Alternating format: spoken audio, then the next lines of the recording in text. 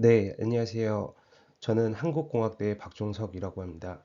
오늘은 여러분들하고 같이 창업 아이템을 발굴하는 방법에 대해서 한번 알아보도록 하겠습니다. 여러분들이 실제 창업 아이디어를 발굴하고 창업 아이템을 개발할 때 굉장히 많은 어려움을 겪고 있을 것 같아요. 그래서 오늘은 그러면 창업 아이템을 발굴할 때 어떤 방법들을 적용하고 있는지에 대해서 좀 설명을 드리려고 합니다. 뭐 익숙하게 들으셨던 디자인 싱킹에 대한 방법론들도 나올 거고요. 그 다음에 우리가 뭐 벤치마킹을 하고 역설계를 한다라고 하는 관점에서 해외에 있는 비즈니스를 이제 들여오는 또는 아예 국내에 있어도 다른 형태의 비즈니스를 벤치마킹해서 우리에 맞게끔 커스터마이징 하는 방법들, 그리고 내 외부 환경 분석을 통해서 기회를 발굴하는 방법들도 한번 살펴보도록 하겠습니다. 자, 우선 우리가 이 과정을 통해서 실질적으로 어떤 형태로 창업 아이템을 발굴하고 검증하는지에 대해서 간략하게 좀 설명을 드리도록 하겠습니다. 우선 제가 오늘 진행을 할 거는 창업 아이템을 어떻게 발굴하는지, 창업 아이디어를 어떻게 발굴하는지에 대해서 말씀을 드릴 거고요. 이후에 이제 교육 과정에서는 실제 린 스타트업에 대한 개념들을 적용을 해서 어떤 아이템을 발굴했을 때 실제로 이게 시장에서 필요한지, 고객들이 이걸 필요로 하고 있는지, 이런 고객 발굴에 대한 과정들을 진행하게 될 겁니다. 실제로 우리가 스타트업에 대한 전주기적인 관점에서 좀 살펴봤을 때 디자인 싱킹이라고 하는 방법들을 아주 초기에 적용을 합니다. 실제 창업 아이디어를 발굴하고 창의성의 관점에서 창업 아이디어를 발굴하고 적용하는 관점으로 디자인 싱킹을 적용하고 있고요. 이거를 고객의 관점에서 이게 실질적으로 필요한지에 대한 것들을 검증해 보기 위해서 린 스타트업에 대한 개념, 그리고 고객 발굴 방법론 같은 것들을 적용하게 됩니다. 이후의 과정에서는 사실 고객 발굴에 대한 과정에 조금 더 초점을 맞출 예정이고요. 그 다음에 실제 이런 것들을 계속 비즈니스 모델 캔버스를 기반으로 해서 저희가 검증한 과정들을 인사이트 형태로 정리를 하고 이걸 비즈니스 모델에 계속 반영해 나가는 과정들을 거치게 될 겁니다. 이후에 이제 비즈니스 모델이 픽스가 된다라고 했을 때 이걸 애자일 개발 방법 등을 통해서 실제 사업화 시키는 모델로 만들어 나가고 있습니다. 그래서 크게 보면 디자인 싱킹이라고 하는 관점은요, 떤 문제가 있을 때 이 문제를 해결할 수 있는 솔루션을 도출하는 관점에서 접근하고 있습니다. 그래서 Problem Solution Fit이라고 표현을 많이 하고 있는데요. 이러한 문제점을 기반으로 해서 어떤 솔루션을 도출하고 이 솔루션을 결국에는 또 창업 아이템으로 바꿔야 되는데 이 창업 아이템으로 발전시킬 때 실제로 시장에서 이런 것들을 요구하고 있는지를 검증하게 됩니다. 그런 과정들을 거치고 이제 비즈니스 모델을 통해서 비즈니스 모델에 대한 가치가 어느 정도 높아졌다라고 판단이 됐을 때 실제 개발에 들어가는 전체적인 전주기적인 관점에서 이해를 해주시면 좋을 것 같습니다. 자, 그러면 우리가 실제 스타트업 아이디어는 어떻게 발굴을 해야 될까요? 우리가 항상 하는 얘기가 고객의 니즈를 기반으로 해서 창업 아이디어를 발굴해야 된다, 아이템을 개발해야 된다, 라는 얘기들 많이 합니다. 근데 여러분들 이후의 과정에서 인터뷰를 진행해 보시면 아시겠지만 사실 소비자들은 그걸 명확하게 얘기하지 못합니다. 뭐 예를 들어서 아주 그냥 노멀하게 요새 불편한 게 뭐가 있으세요? 어떤 것들이 있었으면 좋겠어요? 라고 이렇게 물어보는 순간 소비자들은 나 불편한 거 없는데? 글쎄요. 뭐가 있으면 좋을까요? 라는 답변이 올 가능성이 굉장히 높습니다. 그 이유는 뭐냐면 소비자들도 실제 구체적인 상황이 주어지지 않으면 모르고 있다, 불편하다라고 느끼고 있다라는 것조차도 사실 모르고 있는 상황이 발생을 하게 됩니다. 그래서 이렇게 우리가 빙산으로 표현을 해서 이미 소비자들이 불편함을 인식하고 있는 문제점, 명시적인 문제점들도 있지만 그 밑에 숨어 있는 잠재되어 있는 니즈들이 굉장히 많다라는 것들을 아마 여러분들이 인터뷰를 하시면서 좀 느끼시게 될 것 같아요. 그러면 이렇게 인터뷰를 통해서 어떤 인사이트를 도출했을 때 이 고객의 인사이트를 어떻게 확장시키느냐. 일단 첫 번째로는 적합성이라는 관점에서 접근을 하게 됩니다. 사람들이 실질적으로 어떤 것들을 불편해하고 있고 어떤 것들을 개선하고자 하는지 그리고 어떤 니즈를 가지고 있는지 여러분들이 인사이트를 정리를 하고 이후에 나오겠지만 아하 모먼트 같은 것들을 발굴해서 이제 이런 문제를 해결하기 위해서는 이런 아이템들이 필요하겠구나 라고 하는 논리들을 개발하게 될 겁니다. 그리고 이렇게 우리가 뭔가를 고객들이 불편해하고 있고 고객들이 얻고자 하는 것들이 이런 것들이 있어요 라고 해서 어떤 창업 아이템을 만들어냈는데요. 이게 실질적으로 구현이 불가능하다. 기술적으로 구현이 불가능하다라고 하면 안 되겠죠. 그렇기 때문에 이러한 적합성 있는 어떤 아이템이 나왔다라고 하면 이런 것들이 실질적으로 구현이 가능한지 실현 가능성적인 측면에서도 한번 검토를 해볼 필요가 있습니다. 그리고 지속성 있는 관점에서도 이제 지속성에 대한 관점에서도 고려를 해야 되는데요. 우리가 창업 아이템을 개발을 해서 아이디어를 이제 현실화시켜서 실제 창업을 딱 했습니다. 근데 이게 1년만 딱 유행하고 끝날 아이템이다라고 하면 사실 누가 그 창업을 하겠습니까? 그렇기 때문에 실현 가능하고 시장의 불편함이 충분히 있어서 적합한 아이템이라고 판단이 됐지만 그럼에도 불구하고 이게 지속적으로 시장에서 판매가 될 수 있고 또는 서비스를 사용하는지에 대한 부분들도 여러분들이 검토를 하셔서 크게 이 세 가지의 관점에서 창업 아이디어를 확장을 해야 된다라고 생각을 해주시면 될 것 같습니다. 자, 여러분들이 아마 창업과 관련된 교과목도 많이 들으셨고, 비교과 프로그램들도 많이 들으셨을 것 같은데요. 그 과정에서 아마 실습도 굉장히 많이 하셨을 것 같습니다. 네, 그때마다 등장했던 게 사실 비즈니스 모델 캔버스 또는 린 캔버스라고 하는 형태를 통해서 어떤 템플릿을 통해서 실제 창업 아이템을 기획해보는 실습 과제들을 굉장히 많이 하셨을 것 같아요. 근데 그때 실습하는 상황들을 되돌려서 생각을 해보시면 아마도 물론 조사를 통해서 우리가 인터넷 자료도 서칭하고 다양한 조사들을 통해서 그 근거 자료를 기반으로 해서 비즈니스 모델 캔버스를 작성을 하셨겠지만 실제적으로 고객에 대한 목소리를 듣지는 않았습니다.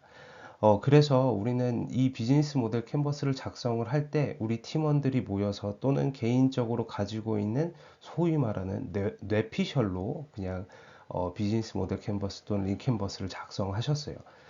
그 캔버스는 사실 수많은 가정사항들이 포함되어 있는 내용이라고 보시면 될 것 같습니다. 그래서 이런 다양한 가정들을 실제 가설이라는 형태로 수립을 해서 그 교육 과정을 듣게 되는 부분들이 이번 교육 과정이라고 보시면 될 것 같고요. 이 가설들을 또는 우리가 수립했던 가정사항들을 하나하나 검증해 나가면서 실제 실현 가능한 비즈니스 모델을 개발하는 게 바로 이 과정의 핵심이라고 보시면 될 것 같습니다. 저는 이 실제 고객 발굴에 대한 과정 이전에 여러분들이 실제 창업 아이템을 어떻게 개발하는지에 대한 관점에 대해서 그러면 지금부터 수업을 좀 진행하도록 하겠습니다. 자, 그럼 지금부터 디자인 싱킹에 대한 개념에 대해서 좀 설명을 드리겠습니다. 디자인 싱킹이라고 하는 방법은 뭐 앞서서도 잠깐 설명을 드렸지만 실제 고객 발굴을 하기 위해서는 어떤 창업 아이디어가 있어야 됩니다. 근데 이 창업 아이디어를 발굴하는 가장 많이 활용되고 있는 방법 중에 하나입니다. 디자인 싱킹은 원래 고객 중심을 기반으로 고객에 대한 니즈를 기반으로 해서 디자인적 사고를 가지고 완전히 우리가 기존에 알고 있지 못했던 새로운 혁신적인 제품들을 개발하는데 많이 활용이 되고 있는 방법이라고 보시면 됩니다.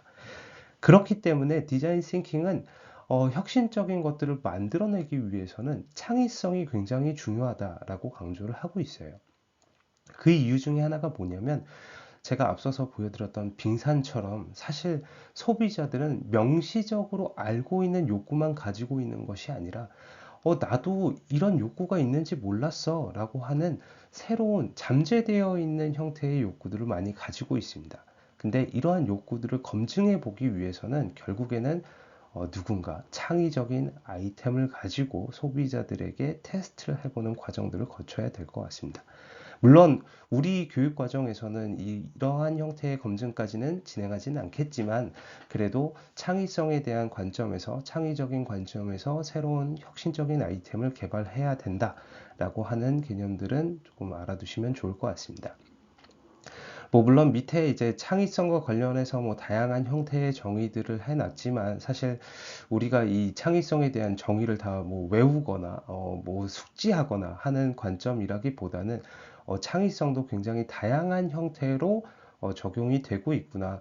그리고 지금 밑에 보시면 아이디어를 창출하는 확산적 사고라고 이제 정의를 내리는 경우들도 있습니다. 그래서 여러분들이 어떤 문제 상황이 도출이 됐을 때 이 문제를 해결할 수 있는 방안들을 다양한 관점에서 고민하고 솔루션을 도출하는 것들이 필요할 것 같습니다. 그래서 이러한 창의성이라고 하는 기본적인 개념을 기반으로 해서 디자인 싱킹에 대한 개념에 대해서 말씀을 드리도록 하겠습니다. 자, 디자인 싱킹은 앞서서도 말씀드렸다시피 고객 중심적인 디자인적 사고라고 보시면 될 것 같습니다.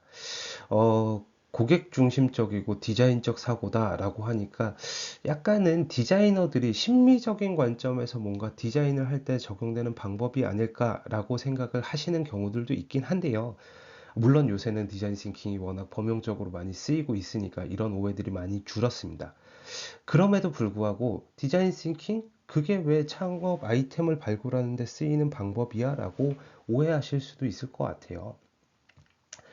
근데 디자인적 사고라고 하는 건요, 어떤 현상을 바라보고 어떤 사물을 바라봤을 때 바라보는 사람마다 시각이 다 다르다라고 하는 점에서 착안을 해서 만들어진 방법론이라고 보시면 될 것 같습니다. 그래서 아이디오의 팀 브라운이라고 하는 CEO가 이제 디자인적 사고를 이렇게 정의를 했죠. 고객들이 가치 있게 평가하고 시장의 기회를 이용할 수 있으며 기술적으로 가능한 비즈니스 전략에 대한 요구를 충족시키기 위해서 디자이너의 감수성과 작업 방식을 이용하는 사고 방식이다. 이렇게 정의를 했는데요. 사실 이런 관점, 디자인적인 관점에 대한 것들도 디자인 싱킹에서는 굉장히 중요하게 적용이 되고 있습니다. 그런데 제가 봤을 때 디자인 싱킹에서 가장 차별화된 방식 중에 하나는 다양한 시각을 가지고 있는 사람들이 참여를 해서 제품을 개발하고 서비스를 개발한다라고 하는 측면이에요. 우리가 그 창업을 얘기할 때 팀빌딩에 대한 중요성을 계속 얘기를 하잖아요. 기획자도 있어야 되고 디자이너도 있어야 되고 개발자도 있어야 된다라고 이렇게 팀빌딩을 통해서 창업팀을 운영해야 된다라고 얘기를 하고 있는데요. 디자인 싱킹은 어떤 제품을 개발하고 시제품을 만들어서 이제 테스트를 하는 과정까지 다양한 형태의 이해관계자들이 참여해서 그들의 시각으로 바라본 내용들을 다 종합적으로 반영하는 방법이라고 보시면 됩니다. 즉, 경영학을 전공한 사람들도 들어오고요. 인문학을 전공한 사람들도 팀 프로젝트에 참여하고 공학을 전공한 사람들도 팀 프로젝트에 참여를 합니다. 그리고 이들이 그 하나의 공통적인 제품들을 개발하기 위해서 각각이 가지고 있는 시각들에 대해서 설명을 하고 비난하지 않습니다. 아이디어에 대해서 절대 비난하지 않고 이걸 다 수렴한 다음에 실제 그러면 고객들에게 이런 것들을 빠르게 테스트해 봐야지 라고 하는 관점에서 아이템을 개발하는 게 바로 디자인 싱킹의 핵심적인 관점이라고 보시면 될 것 같습니다. 그래서 우리가 디자인적 사고에 대한 세 가지 관점은 제가 앞서서 설명드렸다시피 적합성, 실현 가능성, 그리고 지속성에 대한 관점에서 이 세 가지에 대한 축을 기반으로 해서 새로운 아이템을 개발하고 있다라고 보시면 될 것 같습니다. 디자인 싱킹이라고 하는 방법은 일반적으로 이 5단계를 통해서 진행이 됩니다. 첫 번째 단계는 공감하는 단계, 두 번째는 정의하는 단계, 세 번째는 상상하는 단계, 네 번째는 시제품을 만들어 보는 단계, 다섯 번째는 시험, 테스트를 해보는 단계로 구성이 되어 있습니다. 창의적 디자인 사고 프로세스를 통해서 이제 문제를 혁신적으로 해결하기 위한 이 5가지의 단계에 대해서 이제 설명을 드릴 텐데요. 이 방법 같은 경우에는 디자인 컨설팅 회사인 아이디오 아이데오의 방법론으로 알려져 있습니다. 일반적으로 많이 적용을 하고 있어요. 그래서 첫 번째 공감하는 단계에서는 어떤 문제나 상황에 대해서 인식하고 그리고 이걸 개발하는 사람들이 공감하는 단계로 구성이 되어 있습니다. 이 단계에서 적용이 되는 게 보통 뭐 일반적으로 인터뷰 방식이라든가 관찰법 같은 것들이 적용이 되고 있습니다. 요거에 대해서는 조금 이따 자세하게 좀 설명을 드리도록 하고요. 두 번째 정의하는 단계에서는 어떤 문제 상황들이 나타나게 되면 이 문제 상황에 대해서 뭔가 해결할 수 있는 솔루션을 도출하는 영역들이 있어야 되잖아요. 그래서 이러한 솔루션을 어떻게 도출하고 있는지에 대한 부분들을 이제 말씀을 드릴 겁니다. 세 번째 단계에서 상상하는 단계는요, 실제 이 솔루션, 뭔가 해결 방안들을 만들어내기 위해서 어떤 것들을 적용하는 게 가장 좋을까? 아까 얘기했던 것처럼 창의성을 기반으로 해서 뭔가 아이디어를 확산하는 관점의 어떤 방법론들이 적용되는 단계다라고 봐주시면 될 것 같습니다. 그리고 네 번째 시제품 단계는요, 뭐, 우리가 시제품이라고 하면 굉장히 뭐 고도화되어 있는 시제품을 만들어야 될 것 같다라고 생각을 하실 수도 있는데요. 실제로는 그렇지 않습니다. 우리가 소위 말하는 MVP라는 형태로 만들어서 이제 고객들에게 테스트를 하는 과정들을 거치게 되는데요. 이 MVP라고 하는 건 그냥 동영상 형태로 만들어서 적용을 해도 상관없습니다. 그 부분에 대해서도 뒤에서 조금 더 설명을 드리도록 하겠습니다. 그리고 5단계에서 이제 시험을 하는 단계에서는 우리가 뭔가 시제품, MVP 또는 프로토타입을 만들었을 때 이 프로토타입을 기반으로 해서 소비자들에 대한 반응을 한번 테스트하고 빠르게 피드백을 받아서 이 제품들을 수정하는 데 적용을 하고 있는 방법이다라고 봐주시면 될 것 같습니다. 그래서 디자인 띵킹 프로세스는 공감, 정의, 상상, 시제품, 시험 이렇게 5단계로 이루어진다 라고 생각을 하시면서 이제 한 단계 한 단계 설명을 드리도록 하겠습니다. 자, 첫 번째 공감 단계에 대해서 설명을 드리겠습니다. 우리가 이번 교육 과정을 하면서 아마 제일 많이 고민해야 되는 영역 중에 하나가 바로 이 공감의 단계일 것 같습니다. 실제 사용자들이 어떤 불편을 느끼고 있고 사용자들은 실제 그 상황에서 어떻게 문제를 해결하고 있고 이 해결할 수 있는 방안들은 뭐가 있는지 그거와 관련해서 고객들이 가지고 있는 시각들을 우리가 인사이트로 뽑아내야 되는 단계라고 보시면 될 것 같아요. 그래서 이 과정에서 이제 실제 소비자들이 느끼고 있는 문제점 또는 요구하고 있는 어떤 방향성 같은 것들을 이제 다양한 방법들을 통해서 이제 우리가 파악을 할 수 있습니다. 뭐 일반적으로 사실 설문을 하는 경우들도 굉장히 많이 있습니다. 근데 이후의 과정에서 이제 배우시겠지만 설문지를 통해서 뭔가 도출되는 인사이트 같은 경우에는 뭐 예를 들어서 만족도가 뭐 5점 만점에 4.5가 나왔다. 그래서 어떻게 해야 되죠? 이런 것들을 해석하는데 굉장히 어려움을 가지고 있어요. 그리고 설문지 같은 경우에는 만드는 사람들의 어떤 의견이나 요구하는 정보 수준들이 다 반영이 되어 있는 형태이기 때문에 응답을 조금 편리하게 하기 위해서 이런 것들을 다 구조를 설계해서 넣어 놓는 부분들이 있기 때문에 우리가 아까 얘기했던 것처럼 명시적으로 뭔가 소비자들이 느끼고 있는 어떤 제약사항들, 문제사항들을 파악하는 데는 도움이 될 수 있습니다. 근데 소비자들이 실질적으로 느끼고 있는 뭔가 암묵적으로 알고 있는 불편함, 아직 알고 있다는 사실조차 모르는 그 상황에 대해서 도출하기 위해서는 사실 설문지 기법은 그리 그 적용이 조금 어려울 수도 있어요. 그렇기 때문에 우리는 이번 과정을 통해서 인터뷰를 통해서 실질적으로 어떤 대상에 대한 문제점들을 파악하는 방법을 적용을 하게 될 겁니다. 어찌됐건 공감이라고 하는 거는 그런 시장에 대한 문제점, 기존의 대체제라고 하는 제품들에 대한 문제점을 발굴하는 단계라고 이해해 주시면 될 것 같습니다. 이 공감 단계에서 일반적으로 많이 활용이 되고 있는 방법이 관찰 방법하고 인터뷰 방법들을 많이 적용을 하고 있습니다.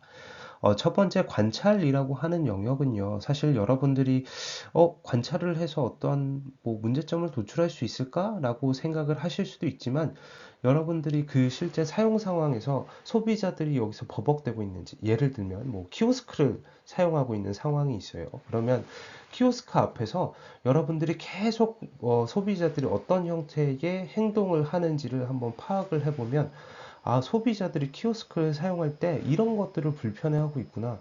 아, 이 프로세스에서 그 다음 프로세스로 넘어가는데, 뭔가 불편함을 느끼고 있구나. 잘 모르고 있구나. 라고 하는 문제점들을 파악할 수 있습니다. 그래서 관찰이라고 하는 거는 뭐 사실 우리가 인터뷰를 진행을 하면 뭔가 그 사람이 머릿속에서 생각을 해서 일부 얘기하지 말아야지, 소위 말하는 필터링을 통해서 이제 의견을 얘기하는 경우들도 있기 때문에 직접적인 관찰을 통해서 소비자가 어떻게 행동을 하는지를 파악할 수 있는 방법이라고 보시면 될 것 같습니다. 그래서 뭐 이 관찰 단계에서는 이제 행동이라든가 환경이라든가 상호작용, 도구, 사용자라고 하는 이 5가지에 대한 접근 방법을 통해서 우리가 어떤 인사이트를 뽑아낼 수 있다라고 봐주시면 될 것 같아요. 실제 소비자들이 어떻게 행동을 하고 있는지, 그 해당 상황에서 어떤 행동을 하고, 만약에 직원들이 추천을 했을 때 어떤 반응을 보이고 있는지, 이런 것들도 파악을 해볼 수 있습니다. 그리고 환경적인 측면에서도 뭐 예를 들어서 여기 나와 있는 것처럼 마트에서 어떤 상품을 선택을 했을 때 우리가 이 마트에 진열하는 것도 소비자에 대한 관점에서 소비자들을 유혹하기 위해서 전시를 하는 경우도 굉장히 많이 있거든요. 그러니까 뭐 예를 들어서 이 상품을 샀을 때 보통 일반적으로 사람들이 같이 사는 상품들이 있다라고 하면 매대 구성을 할 때 그런 것들을 고려해서 같이 어, 이제 진열을 하고 있습니다. 그래서 이러한 환경 상황들도 같이 고려를 해서 뭔가 관찰을 해서 인사이트를 뽑을 수도 있을 것 같고요. 그 다음에 직원들이랑은 어떻게 상호작용을 하는지, 아니면 소비자 간에는 어떻게 상호작용을 하는지를 또 관찰을 하면서 이러한 인사이트들을 뽑을 수 있고요. 그 다음에 뭐 도구라든가 사용자의 관점에서도 다양한 형태로 뭔가 내가 객관적인 시각으로 바라봤을 때 뽑아낼 수 있는, 인사이트를 뽑아낼 수 있는 관찰 방법들도 많이 활용이 되고 있습니다. 자, 공감 단계에서 또 많이 쓰이고 있는 게 심층 인터뷰 방식입니다. 뭐 인터뷰 방식과 관련해서는 이후에 교육 과정에서 더 심도 있게 아마 다루게 될 텐데요.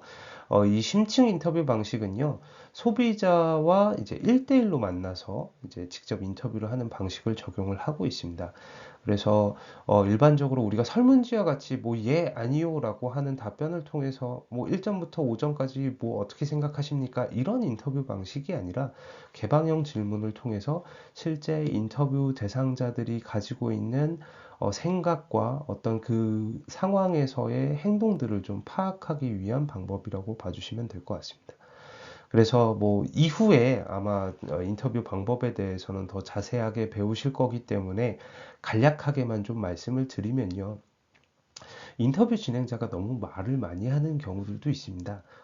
그리고 설득하려고 하는 과정들을 거치는 경우들도 있어요. 그래서, 이렇게 설득하고 뭔가 설명하고 내 제품에 대해서 이해시키려고 하는 방식의 인터뷰가 아니라, 그 상황에서 어떻게 해결하셨나요? 라고 하면서, 실제 인터뷰는 질문은 한 10% 정도 수준으로, 그리고, 그 사람들의 답변을 계속 이끌어내는 그 형태로 진행을 해주시면 좋을 것 같습니다. 그리고 꼬리에 꼬리를 무는 질문들을 계속적으로 해주셔야 된다라고 하는 부분들도 있죠. 그래서 우리가 암묵적으로 알고 있는 인사이트예요.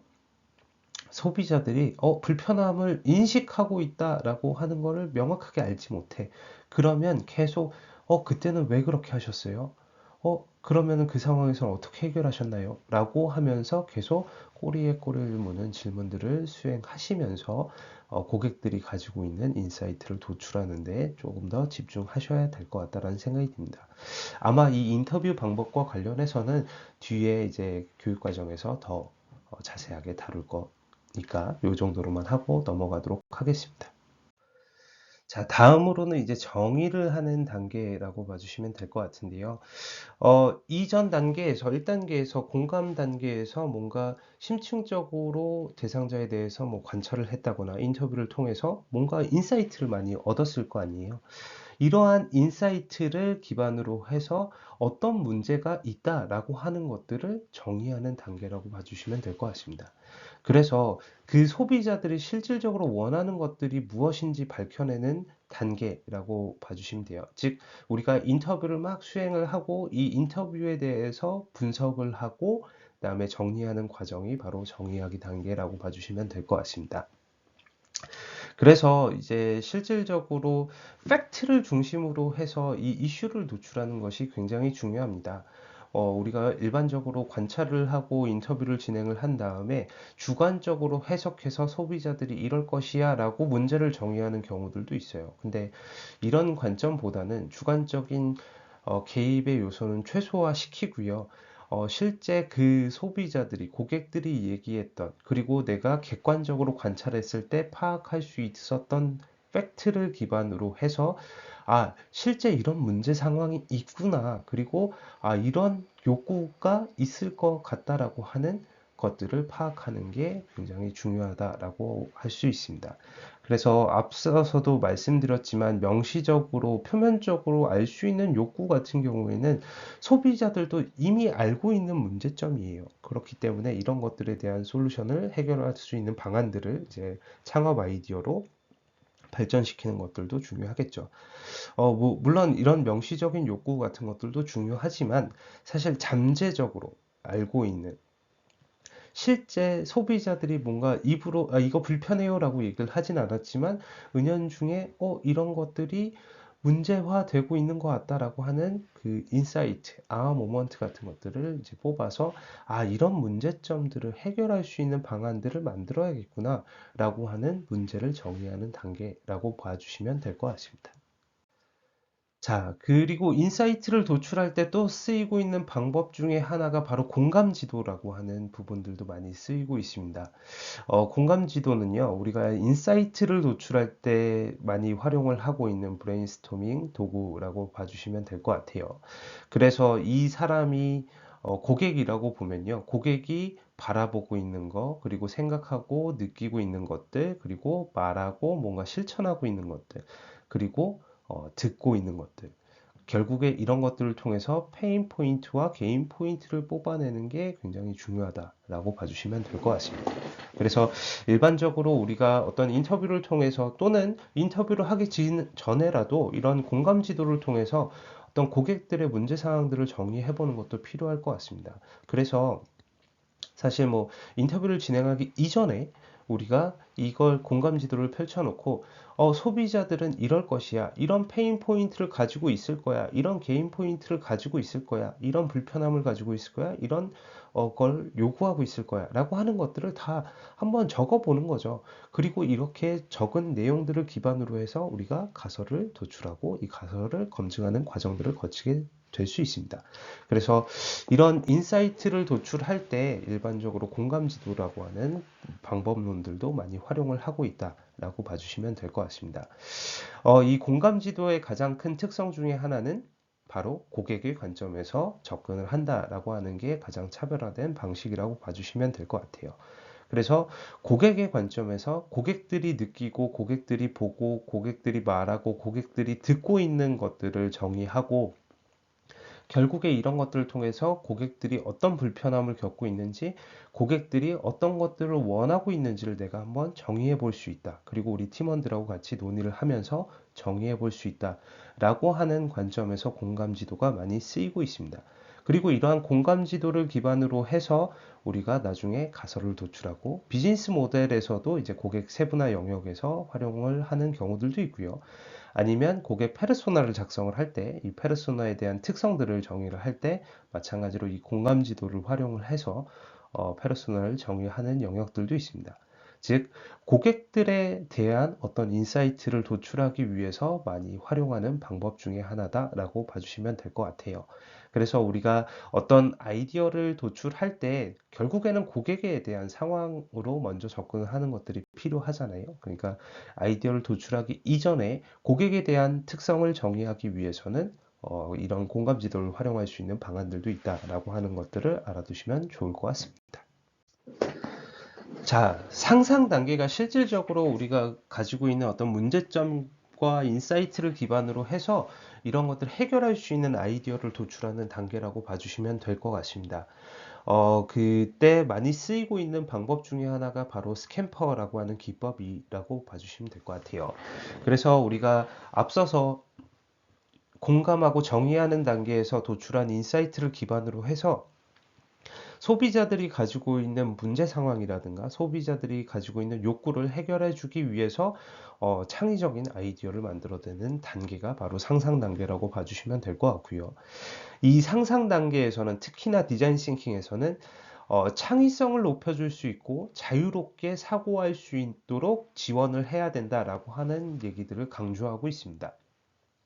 그래서 이 상상을 할 때는 비난하지 마라 라고 하는 부분들도 있어요. 물론 우리가 봤을 때 저게 가능한 얘기야? 저거 실현 불가능하잖아 라고 하면서 이거 아이디어를 바로바로 이제 리젝 시키는, 이제 기각시켜 버리는 경우들도 있긴 한데요. 일단 우리가 상상을 하는 단계에서는 이런 비난과 어떤 뭐 의사결정을 하지 말고 일단은 첫 번째로는 아이디어를 도출해 보자.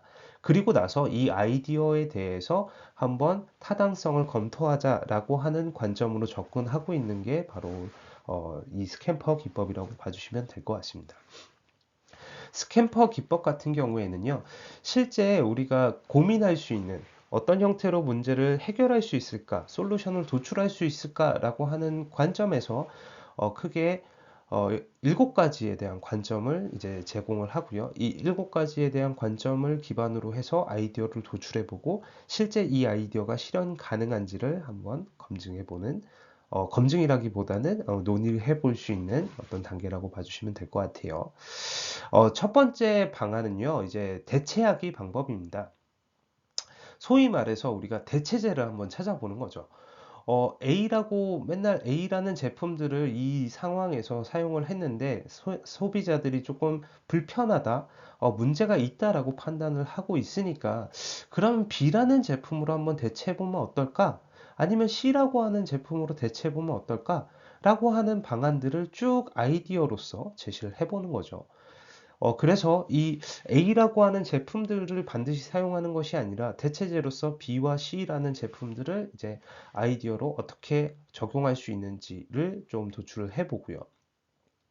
이 아이디어는 나중에 우리가 선택을 하면 됩니다. 실제 이 아이디어를 적용을 할 것인지 말 것인지는 이후에 선택하기라는 칸이 또 따로 있죠. 네, 그래서 일단은 아이디어를 쭉 도출해보고, 이게 실제 가능할 것 같아, 좋을 것 같아, 우리가 창업 아이템으로 만들어 보면 좋을 것 같아 라고 판단이 되면 그때 가서 선택을 하면 되는 겁니다. 모든 이제 단계들, 저희 체크리스트가 다 그런 형태로 진행이 된다라고 생각해 주시면 돼요. 자, 두 번째는 이제 결합하기인데요. 결합하는 건 말 그대로 A라는 제품하고 B라는 제품을 한번 합쳐보면 어떨까? 라고 하는 관점으로 접근을 하는 겁니다. 또는 A라고 하는 서비스하고 B라는 서비스하고 한번 합쳐보면 어떨까? 그러면 이런 것들을 합쳤을 때 앞에서 계속 소비자들이 가지고 있는 이런 문제점들이 있다라고 얘기를 하고 있는데 이 문제점에 대해서 이 B라는 서비스가 해결을 해줄 수 있을 것 같아. 그러면 A라고 하는 서비스하고 B라는 서비스를 한번 합쳐보자 라고 하는 아이디어를 제시할 수 있잖아요. 이런 아이디어를 쭉 작성을 해보는 겁니다. 그리고 응용하기 단계. 어, A하고 B 말고 뭐 다른 방식으로 한번 적용을 해보면 어떨까? B, C를 한번 사용해 보면 어떨까? 이런 응용에 대한 어플리케이션에 대해서 계속 고민을 해보는 거죠. 새로운 관점에서 응용할 수 있는 방안들을 쭉 아이디어로 도출해보고 마지막에 또 선택하기의 과정들을 거치면 됩니다. 그리고 네 번째는 변형, 확대, 축소입니다. 우리가 소위 말하는 피버팅이라고 하는 부분들이 있잖아요. 뭐 줌인 피벗도 있고요, 줌아웃 피벗도 있고요. 아예 그냥 다른 형태로 제품을 피버팅하는 경우들도 있습니다. 즉, 뭔가 지금 현재 가지고 있는 이 제품이나 아니면 이 서비스들을 좀 분석을 해봤을 때 너무 많아, 너무 다양한 것들이 있어. 그러니까 소비자들이 오히려 혼란스러워 하는 것 같아. 그러면 오히려 서비스를 축소시키는 방안들이 훨씬 더 효과적이 될 수 있습니다. 근데 너무 핵심적인 서비스에만 집중을 하고 있다 보니까 약간 서비스를 좀 확대해야 되지 않을까라고 하는 관점들을 적용을 할 수도 있는 거예요. 그리고 변형. 이거는 약간 안 맞는 것 같아. 서비스를 하는 방식이나 아니면 이 제품이 제공하고 있는 어떤 형태들이 조금 안 맞는 것 같으니까 조금 이런 형태로 피버팅을 해보면 어떨까? 라고 하는 변형 확대 축소에 대한 방법들도 적용을 해볼 수 있습니다. 그리고 다른 용도로 사용하기라고 하는 것도 한번 고민을 해보는 거죠. 실제 A를 우리가 항상 이 상황에서만 적용해야 된다라고 알고 있었는데 다른 상황에서 한번 써보면 어떨까라고 하는 것들을 확산해 보는 겁니다. 아이디어를 계속 다른 관점에서 접근을 해보는 거예요. 이 A라는 제품이 지금 현재 사용 상황에서는 불편함을 겪고 있다. 소비자들이 뭔가에 불만을 가지고 있다라고 얘기를 하고 있는데 B라는 상황에 적용을 해보면 어떨까라고 하는 것들을 계속 끊임없이 상상해 보는 겁니다. 그리고 제거하는 관점에서는요, 앞에 있는 약간 그 확대 축소에 대한 관점과 어느 정도는 이제 일맥상통한다라고 볼 수도 있는데요. A에서 이게 불필요할 것 같아. 이 서비스는 조금 안 맞을 것 같아. 세부 서비스 얘는 지우는 게 어떨까? 제거하는 게 어떨까? 라고 하는 아이디어들을 막 제시할 수 있는 겁니다. 제품에서도 이 기능들이 계속 들어가 있는데 사실 사용자들한테 물어봤을 때 이 기능 아무도 안 쓴대. 근데 이 기능을 넣음으로써 비용이 너무 많이 상승을 했어. 그러니까 이런 문제점들, 고객들이 가격이 너무 부담스럽다라고 얘기를 했을 때는 오히려 그 기능들을 제외시켜서 제거해서 그 문제 사항들을 없애버리는 것들도 필요할 것 같습니다. 그리고 반전하기, 재정렬하기 라고 하는 부분들은 계속 이제 뒤집어 거꾸로서 생각을 해보는 거죠. 이제 뭔가 다른 방식으로 역할을 바꿔보기도 하고 아니면은 뭐 이 A라는 공급자에게 제공하던 서비스를 B라는 공급자에게 제공을 해보고 뭔가의 다른 방식으로 계속 거꾸로 사고를 하는 방식들을 적용을 하고 있는 겁니다. 그래서 이러한 상상 단계에서는 대체하기, 결합하기, 응용하기, 변형 확대 축소, 다른 용도로 사용하기, 제거하기, 반전하기, 재정렬하기 이렇게 뭐 사실 어떤 구체적인 방법이라기보다는 여러분들이 저런 방법들을 적용해서 이 문제 우리가 공감하고 정의했던 단계에서 발견했던 어떤 문제점들을 해결할 수 있는 방법으로서 이 방법을 적용을 해서 새로운 아이디어를 한번 도출해 보자 라고 하는 관점이에요. 이 아이디어를 도출한 다음에 실질적으로 이 아이디어가 적용이 되지 않을 가능성이 굉장히 많습니다. 그럼에도 불구하고 일단은 아이디어를 한번 고민해보고 그 다음에 이 아이디어 중에서 괜찮다, 이거를 적용할 만하다라고 하는 것들을 선택해서 나중에 창업 아이템화 시키면 되는 겁니다. 그래서 이거는 아이디어를 확산하는 관점에서 적용되는 기법이다라고 봐주시면 될 것 같고요. 우리는 이 스캠퍼 방법을 활용을 해서 이따가 실습을 한번 해볼 겁니다. 자, 다음으로는 시제품 단계에 대해서 설명을 드리겠습니다. 뭐, 사실 우리는 그 앞쪽에 있는 공감, 정의, 상상 단계에 초점을 맞춰서 이번 교육과정은 아마 운영이 될 것 같아요. 근데, 디자인 싱킹에서 또 하나 강조하고 있는 것 중에 하나가 바로 이 시제품을 제작하는 단계라고 보면 될 것 같습니다. 그래서 조금 설명을 드리려고 해요. 여러분들이 시제품이라고 하면 굉장히 어렵다, 오래 걸린다, 복잡하다라고 생각을 하실 수도 있을 것 같아요. 근데 우리가 시제품에 대한 영역들을 뭐 사실 프로토타입으로만 정의를 하는 게 아니라 프리토타입, MVP 뭐 다양한 형태로 정의를 하고 있어요. 그러니까 우리가 소비자들에 대한 니즈들을 발굴하기 위해서 앞쪽에서 얘기를 했던 것처럼 이제 명시적인 욕구들은 인터뷰를 통해서 뭔가를 확인할 수 있어요. 그리고 암묵적인 것들도 이제 그 인터뷰를 통해서 어떤 니즈들을 발견을 할 수 있습니다. 근데 실제 소비자들이 이해하지 못하면 이거에 대한 피드백을 주기가 굉장히 어렵습니다. 그렇기 때문에 빠르게 시제품을 만들어서 소비자를 대상으로 테스트를 해보고 이 테스트한 결과들을 반영해서 계속적으로 제품과 서비스를 피버팅 해야 된다라고 하는 관점이 바로 이 시제품 단계라고 보시면 될 것 같습니다. 그래서 뭐 너무 어렵게 생각할 것이 아니라 이렇게 페이퍼 형태로 시제품을 만들어도 괜찮습니다. 실제 앵그리버드와 같은 게임들도 이제 페이퍼 프로토타입을 만들어서 이제 설명을 했고요. 그 다음에 웹사이트 같은 경우에도 화면을 주로 설계를 해서 이 화면에서 이렇게 다음에 그 다음에 뭐가 나오고 이런 식으로 화면을 설계한 다음에 이걸 실질적으로 개발하는 고객들에게 피드백을 받아서 개발을 하고 있는 과정들을 거치기도 해요. 그리고 뭐 여러분들이 알고 있는 드랍박스 같은 경우에도 뭐 클라우드 서비스 중에 하나긴 하지만 실제 서버를 구축하기 전에 동영상 형태로 일단은 뭔가 MVP를 만들었습니다.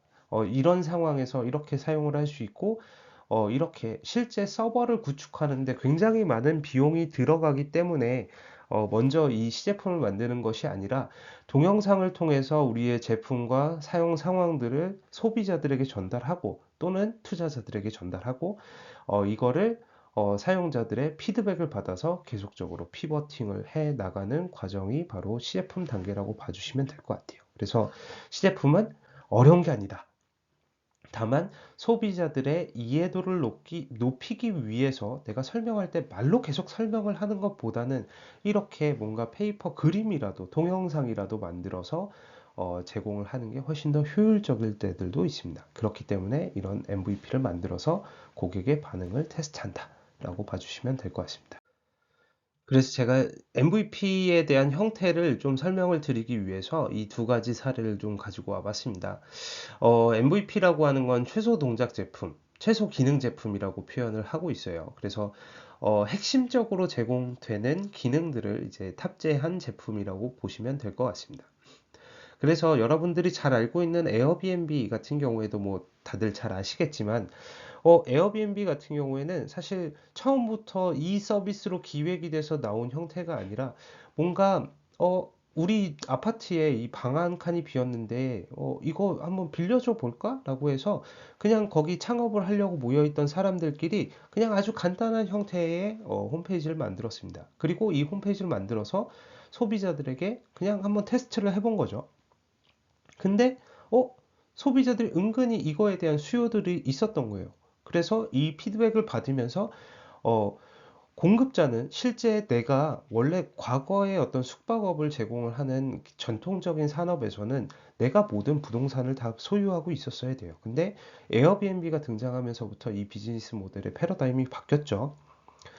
이 에어비앤비라고 하는 형태들도 아주 조악한 형태의 홈페이지를 하나 만들어 놓고 그냥 소비자들의 반응을 테스트하면서 어, 계속적으로 발전시켜 온 모델이 바로 에어비앤비 모델이라고 보시면 될 것 같습니다.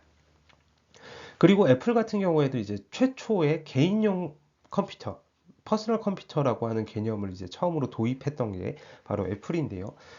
애플에서도 워즈니악이 실제 개발자죠.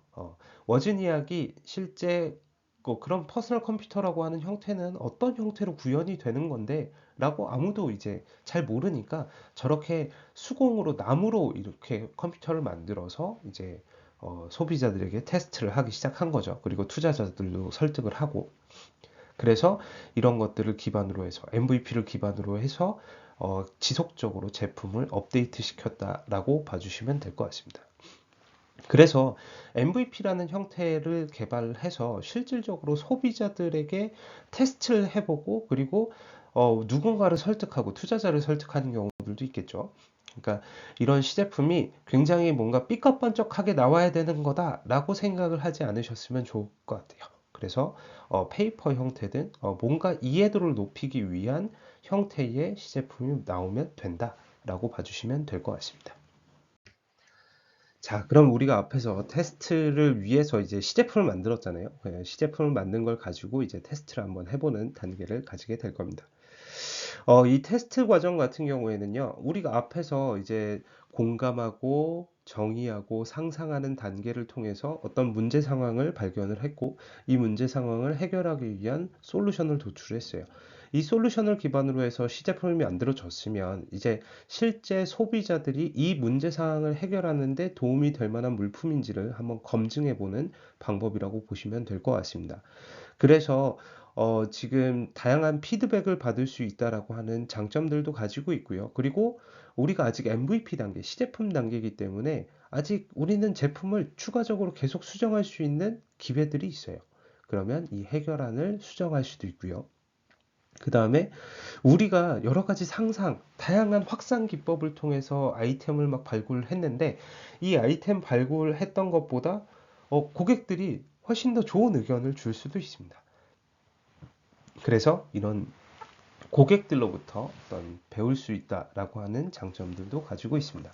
그래서 이런 테스트를 할 때는 좋았던 것, 긍정적인 것들을 또 의견을 반영하고요. 그 다음에 조금 생각해 볼 것들, 애매한 것들, 고민해 봐야 될 것들을 또 구분해 보기도 합니다. 그리고 잘 모르는 것, 이해가 되지 않는 것, 그리고 아이디어, 새로운 거 몰랐던 것, 이런 형태로 플러스, 세모, 그리고 물음표, 그리고 저 형태는 이제 전구, 새로운 아이디어를 우리가 의미할 때 맨날 스타트업에서 전구를 쓰는 이유가 바로 그거예요. 번뜩이는 아이디어. 완전히 새로운 것들을 이제 도출하는 방법을 적용을 해서 고객들의 의견을 저렇게 체계적으로 정리를 해서 우리가 다시 피버팅을 해서 상상하는 단계로 넘어갈 수도 있고 아니면 시제품을 개발하는 단계로 넘어갈 수도 있습니다. 이렇게 해서 이제 디자인 싱킹에 대한 방법 5가지 단계에 대해서 좀 설명을 드렸는데요. 디자인 싱킹이라고 하는 건 고객을 중심으로 해서 고객의 관점에서 제품을 개발하는 기법, 철학이 담겨져 있는 방법이다. 그리고 5가지의 단계로 크게 구분을 하고 있는데요. 공감, 그리고 정의, 상상, 어, 시제품, 테스트, 이 시험 단계까지 해서 5가지의 단계로 구성이 되어 있는데 실질적으로 우리가 이 교육 과정에서는 아마 상상까지 좀 중점적으로 진행을 하고 그 다음에 계속 문제 정의에 조금 더 초점을 맞춰서 고객 개발 방법론을 배우게 될 것 같습니다.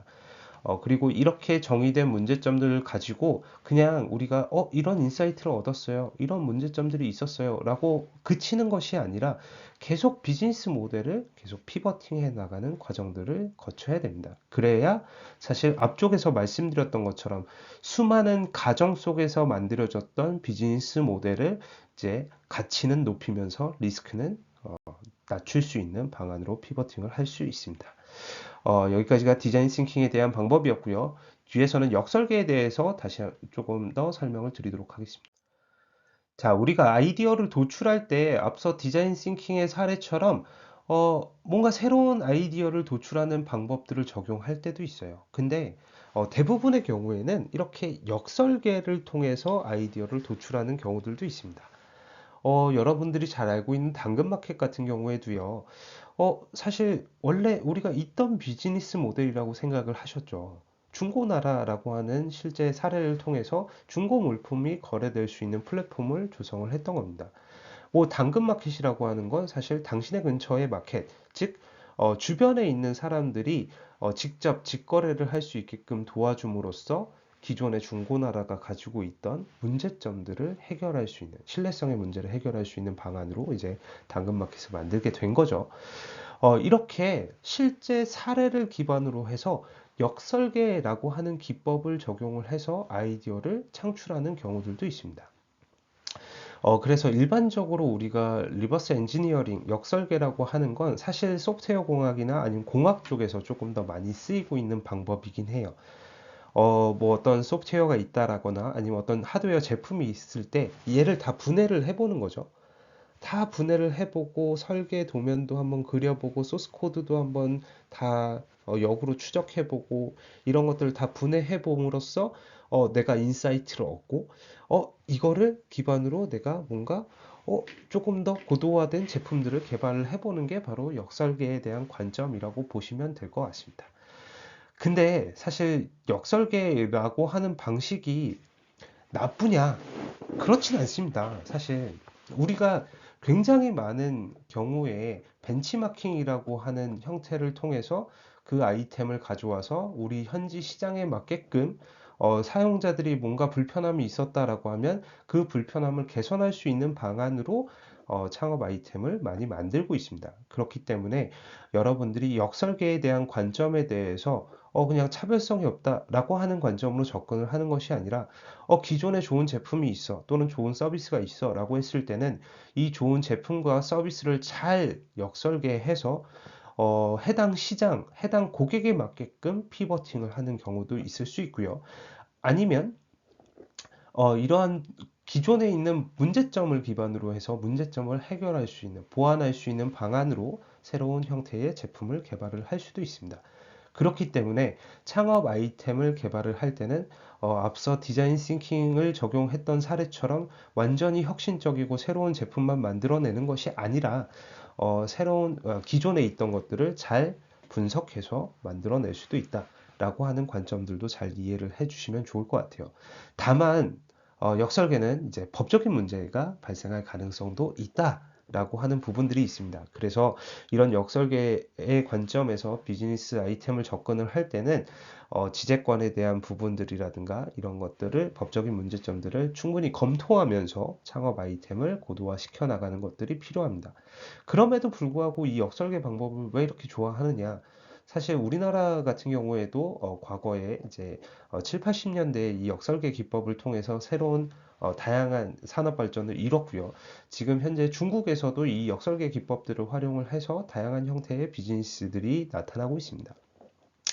이 역설계 기법들이 왜 이렇게 각광을 받냐라고 봤을 때는 사실 무에서 유를 창조하는 방식보다는 훨씬 더 고효율적인 방식을 적용을 받고 있습니다. 어, 우리가 기본적으로 일반적인 R&D를 했을 때보다 훨씬 더 빠르게 제품을 개발할 수 있다라고 하는 장점들을 가지게 되겠죠. 그리고 이미 이 제품들 같은 경우에는 고객들에게 어느 정도 테스트를 받은 것들도 있습니다. 그렇기 때문에 고객의 반응이 좋았다라고 하면 오히려 해외에 있는 우수한 어떤 아이디어, 아이템들을 가져다가 우리나라에 실제 적용을 해보는 거죠. 단, 이때의 가장 중요한 점 중에 하나는 실제 우리나라의 시장 상황에 맞게끔 피버팅을 해서 도입을 해야 된다라고 하는 부분들입니다. 이 부분에 대해서 계속 말씀을 드리도록 하겠습니다. 자, 역설계는 사실 이 책을 통해서 많이 알려졌는데요. 우리가 기존에 알고 있던 소프트웨어 공학 또는 공학에서의 리버스 엔지니어링이 아니라 약간 혁신의 관점에서 비즈니스 또는 전략의 관점에서 역설계를 풀어낸 책이 하나 있습니다. 그래서 스티브 잡스와 빌 게이츠도 역설계가 없었다라고 하면 우리는 MS와 아이폰이 없는 세상에서 살 수도 있다. 라고 이렇게 설명을 하고 있어요. 그래서 서로에게 뭔가 배우고 그리고 그들이 가지고 있는 고도화된 인사이트들을 내가 학습할 수 있는 기회들이 있다라고 하면 이걸 역설계하는 것들이 필요하다.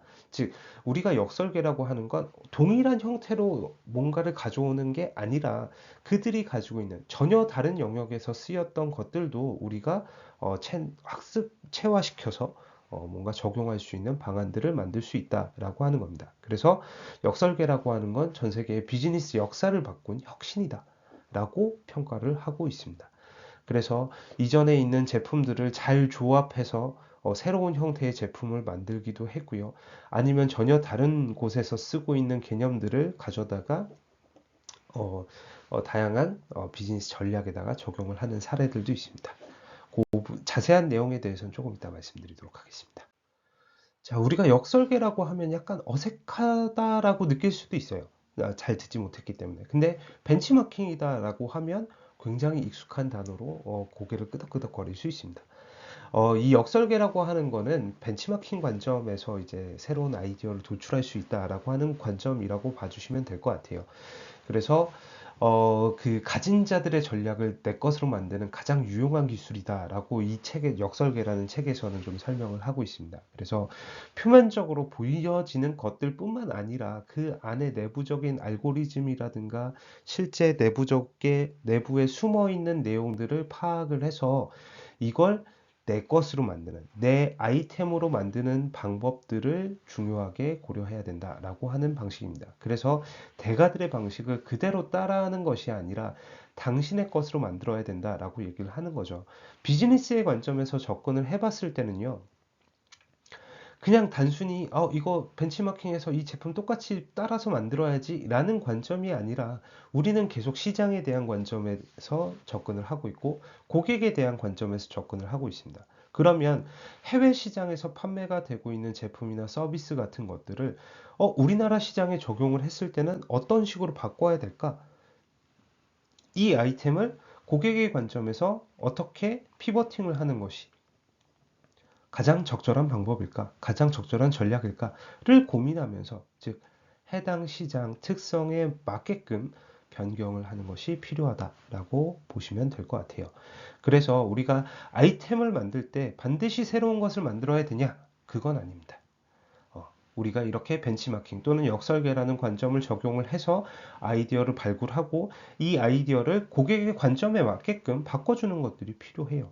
실제 많은 아이템들이 완전히 원천 기술을 가지고 뭔가 만들어지는 것들이 아니라 기존의 어떤 제품이나 서비스에서 문제가 됐던 것들 아니면 해외에서 성공했던 모델들을 가져와서 이걸 시장 특성에 맞게끔 변형해서 창업 아이템으로 성공한 사례들이 굉장히 많이 있습니다. 그렇기 때문에 물론 혁신적인 아이템들, 아이디어를 도출하는 것들이 매우 좋겠죠. 물론 좋겠죠. 그렇지만 그런 방식뿐만 아니라 이 역설계라는 관점에서도 아이디어를 도출할 수 있다라고 하는 부분들도 잘 이해해 두시면 좋을 것 같습니다. 사실 사업 환경과 타당성 분석과 관련해서는 아이디어가 어느 정도 구체화됐을 때 이제 조사를 하는 경우들이 더 많이 있죠. 근데 이 사업 환경에 대한 분석하는 과정에서 또 하나의 인사이트를 뽑아내고 이 기존의 어떤 문제점들을 발굴해서 창업 아이템을 개발할 수 있는 방법들도 있습니다. 일반적으로 많이 쓰고 있는 방법 중에 하나가 바로 거시환경 분석을 통해서 지금 현재의 어떤 산업 또는 사회적 환경에 있어서 어떤 문제점을 가지고 있는지 이 문제점을 해결할 수 있는 방안으로 접근을 해서 새로운 창업 아이템을 도출하는 사례들도 있습니다. 일반적으로 패스트 분석은요, 정치, 경제, 사회, 기술이라고 하는 관점에 대해서 거시적인 관점에서 환경을 분석하는 기법이라고 보시면 됩니다.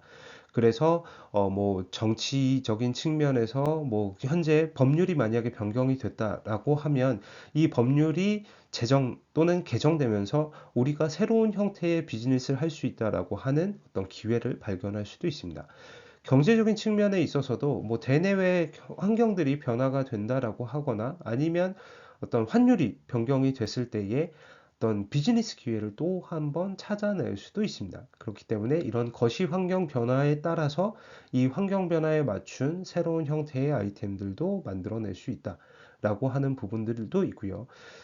사회적인 관점에서 봤을 때 우리 사회 문화들이 굉장히 많이 바뀌잖아요. 그래서 여러분들 창업 아이템 뭐 이렇게 보라고 하면 보통 뭐 MZ 세대들에 대한 특성들을 기반으로 해서 이렇게 이들의 어떤 문제점들을 해결해 줄 수 있는 이 아이템 또는 이 서비스가 필요합니다라고 제시하는 경우들이 굉장히 많이 있죠. 이런 게 바로 사회적인 관점에서 그 사회의 트렌드가 바뀌면서 실제 이런 사회 트렌드의 변화로 인해서 새로운 창업 아이템들이 이제 대두되는 경우들도 있습니다. 그렇기 때문에 이런 것들, 사회적인 변화를 기반으로 해서 기회를 포착할 수 있는 방법들도 있고요. 자, 기술적인 관점에서도 새로운 기술이 나왔다. 뭐 챗GPT가 나옴으로써 이제 다양한 어플리케이션들이 쭉 나오고 있는 상황들이 있잖아요. 그러니까 이런 기술에 대한 변화들로 인해서 여기서도 마찬가지로 어떤 새로운 시장에 대한 기회를 포착할 수 있는 방안들도 있습니다. 뭐 패스트 분석은 사실 여러분들이 환경 분석을 통해서 거시 환경 분석을 통해서 새로운 비즈니스 기회를 창출하는 경우들도 있고요. 아니면 내가 창업 아이템을 만들었을 때 이제 이 만든 창업 아이템을 기반으로 해서 거시적인 환경들이 어떻게 변화하고 있는지를 역으로 분석하는 데 적용을 할 수도 있습니다. 그래서 패스트 분석은 정치, 경제, 사회, 기술적인 측면에서 거시 환경, 어, 아주 넓은 우리가 컨트롤할 수 없는 환경들을 분석해서 비즈니스에 대한 기회나 위험 요인들을 분석하는 방법이라고 봐주시면 될 것 같습니다. 자, 그리고 스왑 분석을 통해서도 여러분들이 비즈니스 기회를 창출할 수 있어요. 스왑 분석이라고 하는 건 앞서서 우리가 패스트 분석을 했잖아요. 정치, 경제, 사회, 기술에 대한 측면에서 외부 환경을 분석을 했습니다. 우리가 컨트롤할 수 없는 거시 환경을 분석을 했습니다. 그러면 이 거시 환경을 분석을 했을 때 분명히 기회 요인, 즉 긍정적으로 작용할 수 있는 요인들도 있을 거고요. 위험 요인, 뭔가 약간 부정적인 요인으로 다가올 수 있는 어떤 외부 환경들도 있을 수 있습니다. 그렇기 때문에 이런 기회와 위험 요인을 기반으로 해서 그러면 우리 팀이 가지고 있는 강점과 약점, 즉 내부 요인을 분석을 해서 이 내부의 우리의 강점과 우리의 약점을 보완하거나 우리의 강점을 잘 활용을 했을 때 새로운 형태의 창업 아이템을 발굴할 수 있는 방안들도 충분히 적용이 될 수 있습니다. 물론 앞서 패스트 분석과 마찬가지로 사전에 우리의 팀 역량과 그리고 외부 환경 요인들만 분석을 해서 새로운 형태의 창업 아이템을 발굴할 때 쓰기도 하고요.